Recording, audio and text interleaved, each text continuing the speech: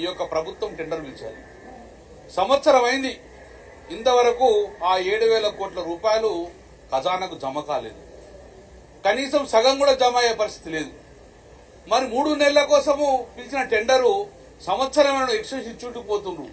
నిజంగా అప్పుడే 3 నెలలకు కూడా 7,000 కోట్లు కడితే ఇప్పటికి రాష్ట్ర ప్రభుత్వం దాని మీద ఒక 1,000 కోట్ల రూపాయలు అదనంగా భారం పడ్డాయి. నేను ఒకటే డిమాండ్ చేస్తున్నా, ఒక రోడ్ కాంట్రాక్టర్ లేట్ అయితే ఈఎండి క్యాన్సిల్ చేసుకుని రీటెండర్ వెళ్తాం. ఎందుకు ఈ కాంట్రాక్టర్ సంవత్సరం నుంచి ఎందుకోసం ఎక్స్టెన్షన్ ఇచ్చుకుంటుండ్రు? ఈ రోజు చాలా మంది రైస్ మిల్లర్లు మేము ప్యాడీ పెడతాము తీసుకోండి అంటే మాకు ప్యాడీ వద్దు డబ్బులే కావాలని డిమాండ్. ఇట్లా నేను ఆ డిమాండ్ లిస్ట్ లో అంతర్యారమైంది.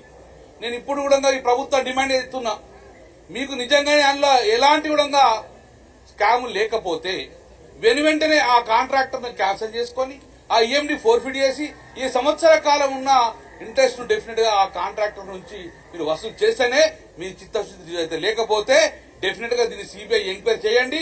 దీని వెనుక ఎంత పెద్ద మంది ఉన్నారు, ఎన్ని చేతులు మారినాయి, నేను ఇదే డిమాండ్ ఇస్తున్నా.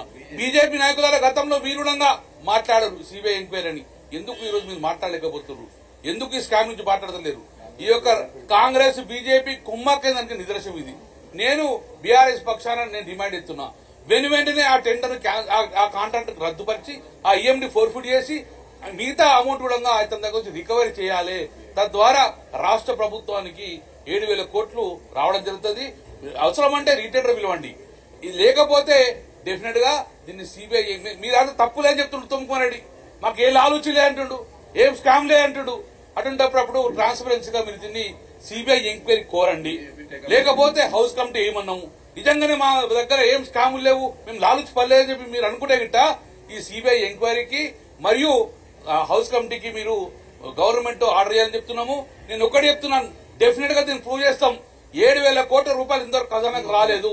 7,000 కోట్లలో సుమారు 1,000 కోట్ల కుంభకోణం జరుగుతున్నది. ఇది ఆన్ రికార్డ్ చెప్తున్నాం కాబట్టి వెంటనే దీని మీద ఎంక్వైరీ చేయాలని చెప్పేసి నేను డిమాండ్ చేస్తున్నాను.